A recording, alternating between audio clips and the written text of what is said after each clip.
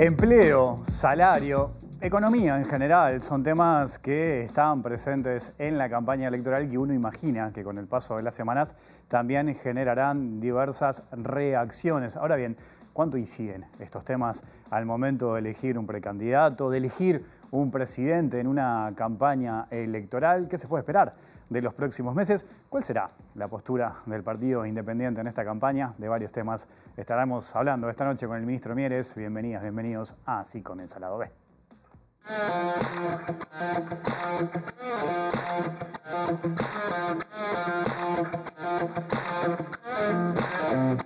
En el año 2023 aumentamos 40.000 puestos de trabajo y estamos en niveles del 2017. Hay más cantidad de ocupados en Uruguay hoy, a este momento, a finales de 2023, principio de 2024, que los que había en 2019. En cantidad es cierto que el empleo más que se recuperó.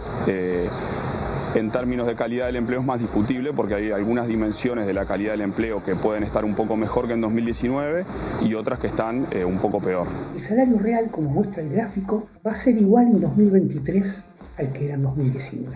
Quiere decir crecimiento cero y que vamos a comprar lo mismo que comprábamos en 2019. En cambio, la economía creció un 5%.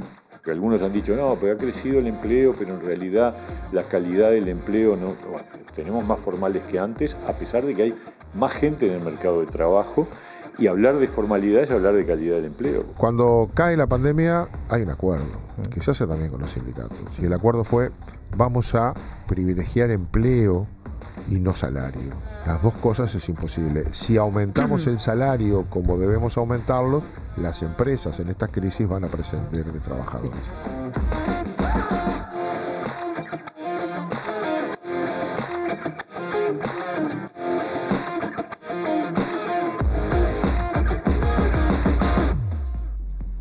De varios temas vamos a estar hablando esta noche en vivo, aquí en Lado B, en la pantalla de TV Ciudad, precisamente, con el ministro de Trabajo, Pablo Mieres. ¿Cómo andas, Pablo? Un gusto tenerte por acá. Encantado, la verdad que es un gusto para mí. Bueno, un gusto acá tenerte en el nuevo formato. Sí. Ya habías estado en el viejo formato. En el viejo Lado B, así que bueno, es un gusto tenerte por acá. Está más cómodo. Sí. Tengo más descontracturado. Vaso con agua, incluso también tengo todo. Ministro, ¿hasta el 2 de mayo? Hasta el 2 de mayo. Ahí está. Y ahí te metes de lleno en la campaña. Y sí, de hecho ya uno ya está medio casi en la campaña, pero como en el Partido Independiente, en la candidatura a la presidencia, no hay competencia, eso daba una posibilidad de quedarnos un tiempo más en el ministerio, que la verdad que lo siento como positivo, como una experiencia muy, muy valiosa, ¿no? Bueno, hablábamos recién del viejo formato, viniste el 19 de septiembre de 2022. Quiero recordar una pregunta que te hice y sobre todo una respuesta que me diste. ¿Vamos a verlo? Después hablamos. Vamos a verlo. Sí. ¿Será candidato a la presidencia en la próxima elección? Faltan 2 años, ¿no? Todo el mundo dice eso. Faltan 2 años, no es tiempo de candidatura. Claro. Lo que es claro es que el Partido Independiente va a ser una opción político-electoral en el 2024 y obviamente la decisión la tiene que tomar el partido en sus organismos colectivos, pero obviamente no es descartable que yo sea nuevamente el candidato del partido. Pasó en el 2019, estuvo vinculado a que en el Partido Colorado emergió una candidatura con un perfil, con un discurso parecido al nuestro. Usted dice el de Talvi. El de Talvi, sí. Que ya no está, ¿no? Que ya no está. Pero eso me parece que fue parte de nuestro problema electoral.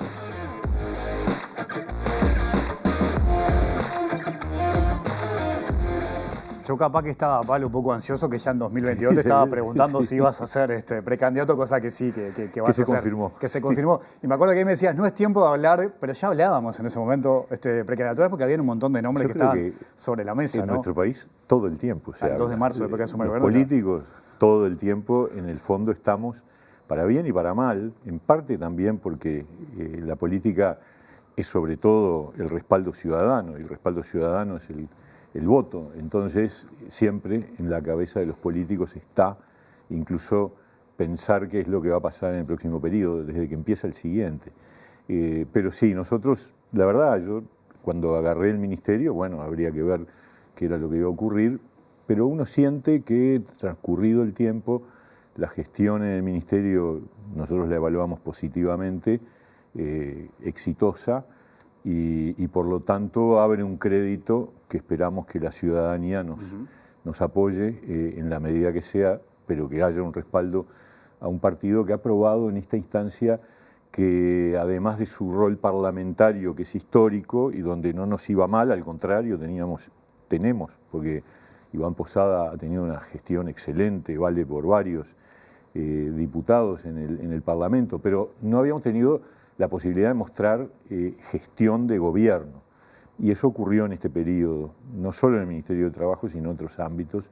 Y yo creo que eso demuestra que el Partido Independiente tenía otras facetas y que en particular yo también, y bueno, íbamos a la cancha con esa propuesta, es decir, como dice nuestro eslogan de campaña, de acá para arriba. Ahora me gustaría ir a unas cuestiones importantes del Ministerio, ¿no? Empleo, claro, salario, que a la gente le preocupa, pero tomando esto que decías de la precandidatura, mucha gente capaz que está mirando y dice, bueno, ¿por qué votar al Partido Independiente si no tiene competencia interna, ¿no? ¿Por qué ir a votarlo en la interna? Bueno, yo creo que ese ha sido siempre un problema y queremos en esta oportunidad lograr dar vuelta a la pisada y que haya gente que siente. Yo le diría a aquella persona, aquel ciudadano, más allá de que no sea militante del Partido Independiente, que cree que lo que hicimos estuvo bien y que piensa acompañarnos en octubre, decirle la cosa empieza el 30 de junio. Porque es real que hay una foto el 30 de junio y esa foto marca la tendencia desde dónde arranca cada uno. Y es cierto que en un día de 30 de junio, voto voluntario, seguramente día de frío, etcétera, bueno, y encima sin competencia, es complicado. Pero nos vamos a dedicar a explicarle desde el 3 de mayo, día siguiente a dejar el ministerio, por qué es necesario que si alguien siente que el Partido Independiente es una opción, no se quede en su casa el 30 de junio, nos dé el apoyo, porque la carrera no empieza el 1 de julio, empieza el mismo 30 de junio. Me quedo con algo que me decías ese día, ¿no? En 2022, cuando yo te preguntaba por qué había votado tan mal el Partido Independiente, que fue la peor votación de su historia, 23.580 votos. Sí. Ahí vos me dabas una respuesta interesante, que entendías que en el fenómeno Talvi quizás el Partido Independiente había perdido una cantidad de votos importante. Talvi ya no está, o sea, sí, esa elección ya no está, esa postura. ¿Eso pensás que le puede llegar a permitir al Partido Independiente posicionarse de otra manera en esta elección? Yo creo que nosotros tenemos un espacio desde siempre, un espacio socialdemócrata, de centroizquierda, y obviamente depende también de los adversarios. Si los adversarios, digamos, son fuertes y ocupan esos espacios, es más difícil para nosotros, pero a su vez nosotros nos hemos fortalecido en estos años, por esto de que recién mencionaba, por la imagen, por la gestión, porque no solamente se hizo el trabajo en el Ministerio de Trabajo, el Instituto de las Mujeres, la Junta Nacional de Drogas, la Oficina Nacional de Servicio Civil, en fin, hay un conjunto en educación, en el Instituto de Evaluación Educativa, mostramos un elenco con capacidad de gestión. Y yo creo que eso va a pesar, sumado a que seguimos siendo un partido que sigue pensando las mismas cosas que hemos pensado siempre. Es decir, que creemos en la solidaridad, que creemos en la necesidad de generar la equidad, en la sensibilidad social, en que la función de la política implica el apoyo a los más débiles y al mismo tiempo el desafío de poder crecer y generar prosperidad para que pueda haber distribución. Ese es un poco el enfoque, y radicalmente democráticos. Y bueno, y esas cosas las vamos a seguir planteando y creo que en este panorama, sí, la verdad que nos tenemos fe para un resultado interesante, importante, el más alto que se pueda, obviamente, como todo político, queremos el mayor respaldo posible. ¿Vos sentís que el Frente Amplista en la calle, en el día a día, cuando habla contigo, te pasa factura por haberte sumado a la coalición?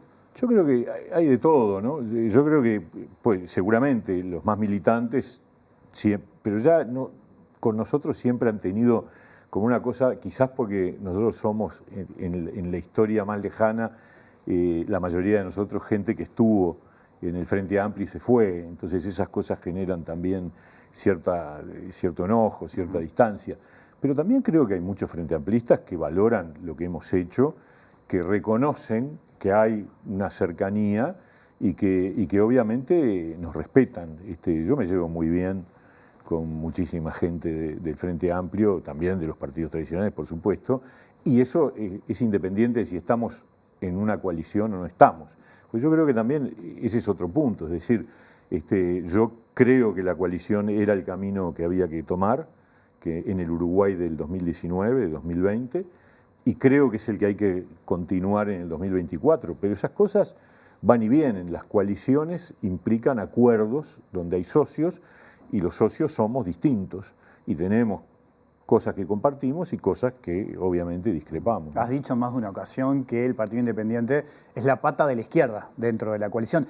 ¿En qué ejemplos lo traducís? Sí, bueno, yo creo que justamente, yo decía, sí, la coalición republicana es una coalición que tiene 4 partidos en este momento, donde barre desde posiciones mucho más a la derecha hasta el centro izquierda. Y yo siempre digo, este gobierno, si lo analizamos en términos de su gestión y sus propuestas y sus políticas, es un gobierno de centro. Yo sé que del lado del frente te dicen, esto es la derecha, bueno, está, parte de la simplificación de la campaña, pero la verdad, nosotros sentimos que formamos parte de un gobierno de centro y creemos que esa resultante de centro en buena medida tiene que ver con la gestión nuestra. ¿En qué? Y bueno, justamente yo creo que la recuperación salarial, con los niveles que hemos logrado y que vamos a terminar, en parte, no solo, porque también para eso había que tener la voluntad de la mayoría de la coalición, pero fue un objetivo nuestro. Cuando nosotros tuvimos que asumir en el 2020 que iba a haber una caída del salario real, y aquí yo quiero hacer un reconocimiento a los dos actores sociales, a empleadores y a trabajadores, pero sobre todo a los trabajadores, porque eran los que iban a pagar esa cuenta. También los empresarios, si no hubiera habido una opción por el empleo, quizás hubieran generado también mayor caída de la actividad empresarial, pero el PIT-CNT firmó un documento en el Consejo Superior Tripartito en donde decía, si la economía cae, es aceptable que haya una caída del salario real. Y la economía cayó como cayó en todas partes del mundo y como cayó el salario real en todas partes del mundo.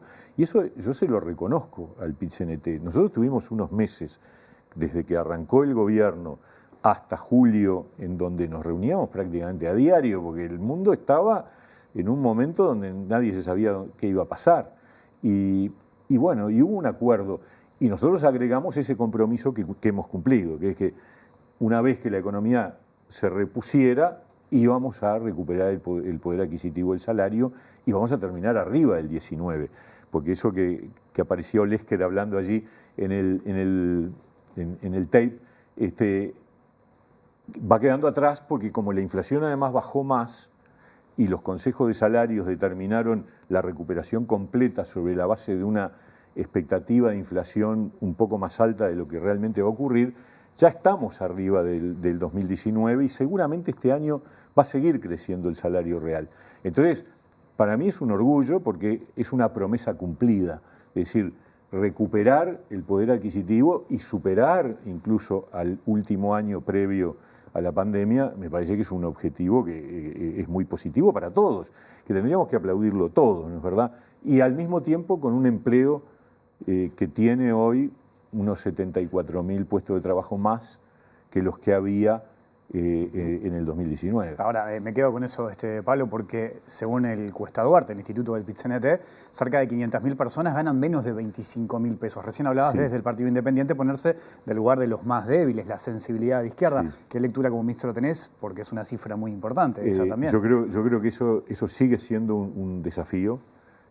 Tenemos algunas diferencias de números con el Cuesta Duarte, pero independientemente de esas diferencias, hay que decir, tenemos un número importante de trabajadores que ganan niveles de ingresos que uno querría que subieran más, y bueno, y hay que seguir trabajando para eso.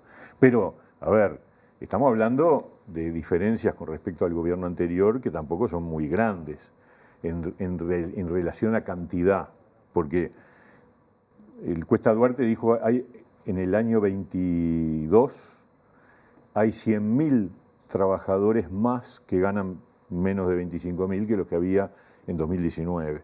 Nosotros hicimos la cuenta, nos daba un poco menos, pero no importa. todavía hicimos las cuentas para el 23 y seguimos teniendo una diferencia. O sea que ahí sí hay un desafío de generar mayores niveles de salarios. Pero en el promedio del salario real estamos arriba del 2019. Claro, en un país de 3 millones y poco, tener 500.000 con menos 25.000 pesos parece una cifra bastante elevada, ¿no? Bueno, a ver, estamos hablando de menos de 500.000, estamos hablando, pero no importa. Lo que importa, porque yo no voy a estar discutiendo si son 500 o 450, lo que importa también es que en el 2019 había 400.000 que estaban ganando menos del equivalente a los 25.000 pesos. 400.000. O sea que lo que recibí, y en el medio nos pasaron 2 años de pandemia, y después vino un año de sequía. Bueno, o sea, estas cosas también hay que valorarlas. Y al mismo tiempo logramos que el empleo crezca, y crezca con aumento de la formalidad. Eso me parece que es un logro muy importante. Logramos que la informalidad, que estaba en el 25% antes de la pandemia, ahora está en el 22%. Son 3 puntos. Vos dirás, no es mucho. Bueno, es bastante, porque bajar puntos de informalidad es todo un desafío. Por eso, mirá, una de las cosas que yo estoy proponiendo, que me quedó en el debe, porque la estuvimos trabajando con la gente de economía y al final no prosperó, es generar un mecanismo que le genere a las unipersonales de cierto nivel de facturación para abajo, básicamente monotributistas y literal E, la posibilidad de un subsidio por cese de actividad. O sea, un paralelo al seguro de paro. Digamos. Claro, porque cuando vino la pandemia, ¿qué encontramos nosotros? Nos encontramos con que los dependientes, los trabajadores dependientes privados, los públicos mantenían su salario, pero los dependientes privados iban a un seguro de paro, y era un seguro de paro que además inventamos el parcial, y bueno, inventamos cualquier cantidad de cosas, y las prórrogas sucesivas, etcétera. Pero ¿qué le pasaba al trabajador por cuenta propia?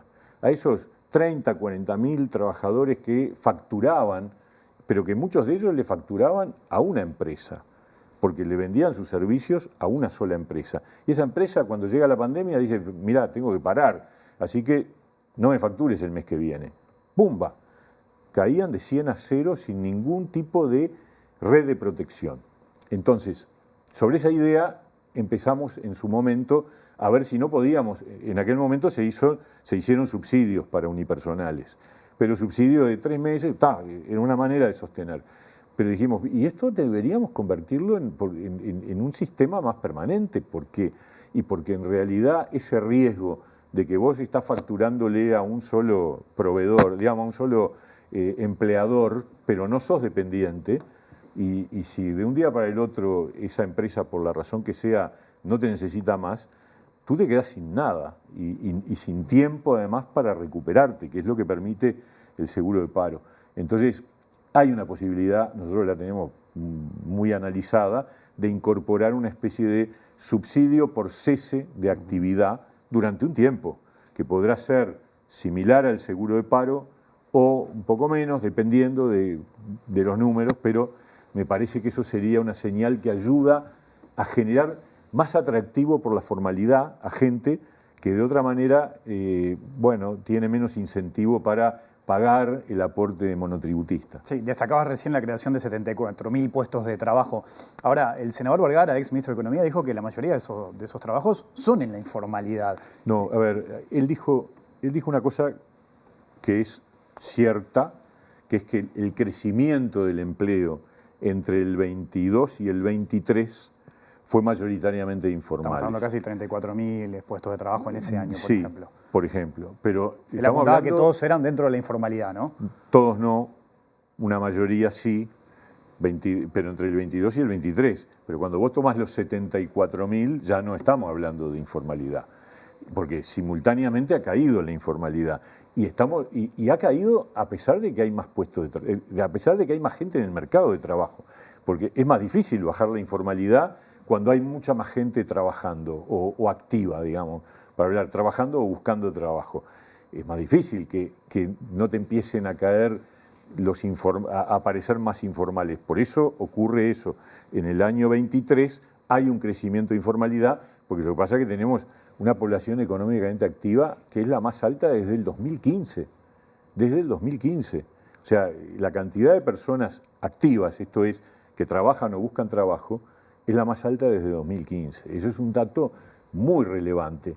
Y tenemos también el récord de trabajadores registrados en el BPS, o sea, trabajadores que aportan al BPS, 1.550.000 trabajadores que aportan al BPS. Entonces, todo eso habla de un mercado de trabajo dinámico que tiene, porque a mí me parece que está bueno también reconocer los debe, ¿no? Yo creo que tenemos el gran problema estructural de hace décadas, literalmente décadas, que es el desempleo juvenil. Tenemos ese drama que ocurría en los gobiernos anteriores de todos los pelos. La primera ley de empleo juvenil es de los 90, y esta que votamos en el 21 es la tercera. Tenemos el triple en el tramo de 18 a 24, ¿no? Si después tú tomás de 25 a 29, ya baja radicalmente. Pero en el tramo de 18 a 24 tenemos hoy un 20 y pico % de desempleo, contra un 8 en el total de la población. ¿Qué quiere decir esto? Que siempre, cuando el desempleo aumenta o cuando baja, siempre es el triple entre los jóvenes. Y ese es una asignatura pendiente que tenemos, repito, desde hace décadas y que no ha habido gobierno que haya podido resolverlo. Yo creo que tiene que ver con un problema más de fondo, que es la articulación entre educación y trabajo. Ahí tocas otro tema importante, porque podemos ir y lo puedo conectar con la cantidad de gurises que dejan el liceo, por ejemplo. Sí, exactamente. ¿No? Yo creo que está vinculado. Es decir, yo creo que la deserción estudiantil, que también es un debe que el Uruguay tiene, que bajó la cantidad, el porcentaje de gurises que no terminan la enseñanza media, por suerte se redujo, unos 10 puntos aproximadamente, pero seguimos teniendo 1 de cada 2 que no terminan. Y eso está probado con datos estadísticos que es un problema para ingresar al mercado de trabajo. O sea, la posibilidad de obtener trabajo está asociada al aumento de la educación formal. Pero a su vez la educación formal tiene que tener más vínculo con el mercado laboral, porque los gurises tienen que formarse de manera tal de que estén preparados para conseguir empleo. Y muchas veces ocurre que lo que se aprende en el aula está muy lejos de lo que es la vida real, la vida laboral posterior. Y entonces eso también es otro incentivo a la deserción. Bueno, yo creo que hay que trabajar en eso, en las dos cosas. Yo creo que si la educación sintoniza más con las expectativas del mercado laboral y si logramos la retención de los gurises, y para eso hay que ir todavía más para atrás, hay que ir sobre la pobreza infantil. Claro, ahí conectamos, todo está conectado, pero ahí tocas otro tema importantísimo. Y te digo, y para terminar de dar la vuelta, para lograr combatir la pobreza infantil, el Uruguay tiene que lograr tasas de crecimiento económico más alto para poder tener los recursos, el Estado, para atender de manera más impactante, porque la pobreza infantil también es un debe estructural. Claro, vos fíjate. Tenemos datos acá en Uruguay que nos interpelan, ¿no? O totalmente. Sea, es un problema enorme. Totalmente. ¿Cómo se debería también encarar eso? Mira, desde que se empezó a medir la pobreza infantil, que el primero que lo hizo fue Juan Pablo Terra en el año 89, con un estudio financiado por UNICEF, siempre la pobreza a nivel nacional es la mitad de la pobreza infantil. La pobreza entre los niños es el doble. En aquella época, cuando la midió Terra, estábamos en 20% de pobres en Uruguay, el 40% entre los niños. Ahora estamos en 10% de pobres en Uruguay, el 18-20% los niños. Por lo tanto, seguimos teniendo el mismo problema. ¿Estamos mejor? Sí, estamos en la mitad de lo que teníamos en el 90, en el 89, 90, pero seguimos teniendo una desigualdad brutal, porque entre los mayores de 65, la pobreza es 2,5. Entonces tenemos un problema intergeneracional muy grave. Por supuesto que hay que estar orgulloso de que tengamos una pobreza del 2,5 entre los mayores de 65. Ojalá fuera 0, ¿no? Por supuesto. Pero bueno, es solo 2,5. Es la cuarta parte de la pobreza nacional, que es el 10%. Pero entre los niños, que además son pocos. Tenemos pocos nacimientos, hay que ver en qué condiciones nacen los que nacen, y después lo conectamos, que esto que hablamos de la educación, con los gurises que dejan al liceo, con los que después tienen problemas para conseguir trabajo, un poco lo que estamos hablando, y te lo puedo conectar con el tema de la reforma de la seguridad social también, de las jubilaciones. Sí. El otro día pero la reforma de la seguridad social es un requisito imprescindible para poder atender recursos y focalizarlos hacia los niños y la educación. Bueno, el PIT-CNT ya consiguió las firmas, ¿eh? Bueno, tendrán que contarlas, todas esas cosas, sí, pero las van a presentar, bueno, yo creo que... Digo, porque esa es otra discusión que habrá que dar también en la campaña electoral, claro, también, ¿no? En esta campaña. Por supuesto. Así como le hice un elogio recién al PIT-CNT por esa actitud madura que tuvo en el 20 de firmar un acuerdo que implicaba aceptar una posible caída del salario real, yo la verdad estoy sorprendido de cómo el PIT-CNT ha impulsado una reforma de estas características que si se aprobara, primero veremos si están las firmas, ¿no? Porque se cuentan, pero después hay que volver a contarlas y la Corte es la que determinará si se llegó o no se llegó. Pero la verdad yo quedé siempre, desde el primer día, sorprendido de que el PIT-CNT promueva una cosa de este tipo. Porque la verdad, una cosa es estar en contra de la reforma que votamos el año pasado. Otra cosa es poner en la Constitución que la jubilación es posible a los 60 años, o sea, fijarla para siempre. En ningún país del mundo, con las características demográficas que tiene el Uruguay, se fija una edad en la Constitución de la República. Eliminar las AFAPs, confiscarle los ahorros a 1,5 millones de uruguayos que están juntando plata con su nombre y apellido en cuentas personales, decir esto, ¿sabés qué? 20.000 millones de dólares va para el BPS y bueno, y ahí veremos cómo lo arreglamos. La verdad, a ver, el Frente Amplio gobernó 15 años y nunca decidió, porque esto de eliminar las FAPs no es contra la reforma del año pasado, es contra la reforma del 96. El Frente Amplio gobernó 15 años y llegó y nunca se le ocurrió eliminar las AFAP. ¿Por qué? Porque es un disparate. Y tan disparate es que buena parte del Frente Amplio está en contra. Y yo no he encontrado un economista que salga a defender esto. Todos los economistas de izquierda, de centro, de derecha, todos dicen que es una barbaridad. Entonces, la verdad que me preocupa que se hayan juntado las firmas. De todas maneras, te digo, era el 10%. Tampoco es que hayan juntado la mayoría de las opiniones. Y les costó. Bueno, hay otras iniciativas que no han conseguido, por ¿no? supuesto. No es fácil tampoco, ¿no? Obviamente el aparato con mayor capacidad y entrenamiento para juntar firmas es el PIT-CNT. Pero sabemos todos que dentro del PIT-CNT hay gente que no está de acuerdo con esto, ¿no? Que acata, pero no está de acuerdo. Y el Frente dejó en libertad de acción, lo cual a mí, la verdad, me parece mal. Me parece muy mal. ¿Sabes por qué? Porque me parece que frente a temas tan de fondo como estos, un partido que pretende ser gobierno deja en libertad de acción en un dilema tan determinante como es si vamos a mantener las AFAPs o no, y si vamos a poner en la Constitución los 60 años o no. Decir, libertad de acción, ¿y tú querés gobernar? La verdad, me pregunto, es un drama, porque ¿qué van a hacer el día? Algunos sectores del Frente, si ganan, dijeron que iban a instalar una mesa de diálogo. Sí. Los que están recolectando firmas también sostienen que este gobierno no propuso instancias de diálogo con todos los actores. No, no es cierto. ¿No? Eso, la verdad, con toda franqueza, ahí me duele. Me comprenden las generales de la ley. No es verdad. En la comisión de expertos que hizo el diagnóstico y que luego hizo la propuesta, había un representante del PIT-CNT, un representante de ONASPU, 3 del Frente Amplio, después había de la coalición y de los empresarios, pero que no tuvieron una oportunidad. El problema es que no pusieron ninguna propuesta alternativa arriba de la mesa. El Frente Amplio estuvo todo el año cuestionando los planteos, pero nunca presentó un documento alternativo. Y después, y perdóname, y en ese año hubo 80 delegaciones que pasaron por la comisión de expertos a plantear sus ideas, sus propuestas. Más diálogo que ese nunca hubo.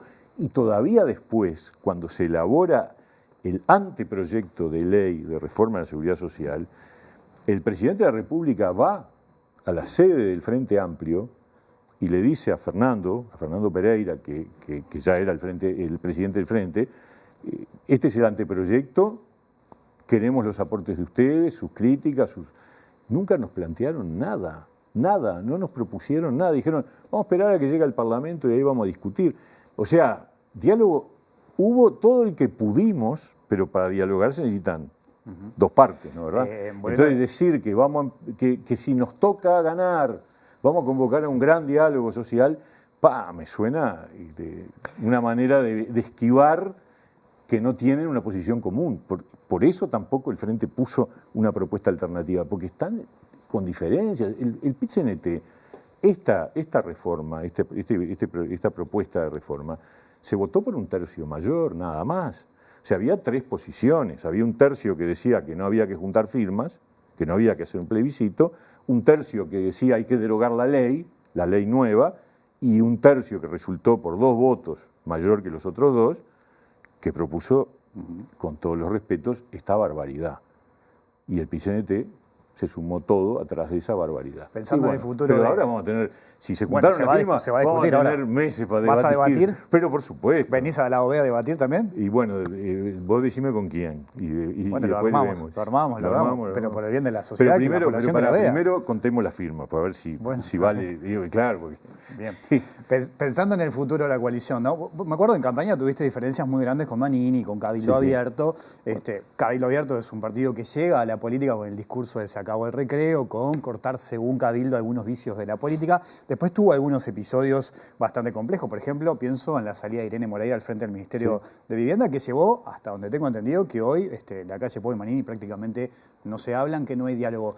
En este último año de periodo, ¿cómo evaluás la relación que ustedes tienen, Partido Independiente, que vos tenés con Manini y con Cabildo Abierto, pensando en el futuro? Es una relación correcta, con muchas diferencias notorias, visibles, que se expresan y que las expresamos sin ningún tipo de problema. Él tiene una opinión muy crítica con respecto a la postura por ejemplo, de Daniel Radío en la Junta Nacional de Drogas, y nosotros tenemos una opinión muy crítica con respecto a aquella iniciativa que tomaron de querer poco menos que desarmar la política forestal en el Parlamento con un proyecto de ley y otras cosas. Bueno, parece que el episodio del Ministerio de Vivienda, esa oposición a tomar una decisión que había que tomar, parecía un error de parte de ellos. Ahora, también digo, para mostrar cómo son las cosas también, todo en política todo tiene sus matices.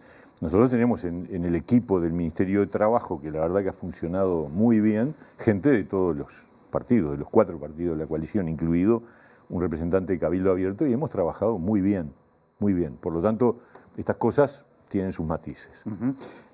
Podríamos hablar de izquierdas y de derechas un programa entero, de ideología, Sí, ¿no? Porque hay muchas izquierdas, hay muchas derechas. Exactamente. ¿Vos te considerás una persona de izquierda? Yo el otro día me preguntaron eso en búsqueda, y yo decía, el problema es que izquierda hoy, lamentablemente, ampara cosas que son barbaridades, ¿no?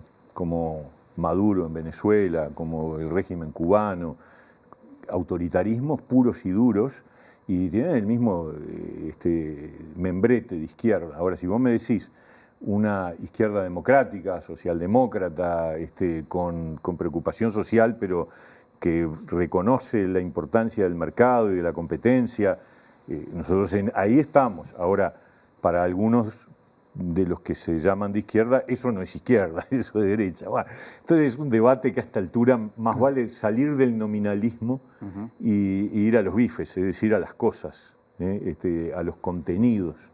Y ahí, por cierto, hay cosas que uno escucha del lado del Frente Amplio que son compartibles, y muchas, por supuesto, y otras no, pero el problema es que tenemos un Frente Amplio angostado, ¿no? Un Frente Amplio que paradójicamente está angosto, porque cada vez está más dominado por sectores que yo diría están más a la izquierda, volviendo a esa topografía, que lo que antes estaba bastante más equilibrado en el frente. Pero bueno, así es la vida, ¿no? Pablo, te agradezco mucho. Vamos a coordinar ese debate, entonces. Lo hablamos con los compañeros de la producción. Primero contamos la firma. ¿Vos querés que se cuente la firma? Sí, claro, porque, a ver, vamos a discutir si hay campaña, ¿no? Si hay campaña, estamos a las órdenes y vengo con mucho gusto. Lo hablamos con la producción, lo coordinamos. Te agradezco mucho por la visita. No, gracias a ustedes, fue un gusto, realmente. Hacemos una pausa, pero ya sigue el lado B, hay mucho más aquí en la pantalla de TV Ciudad.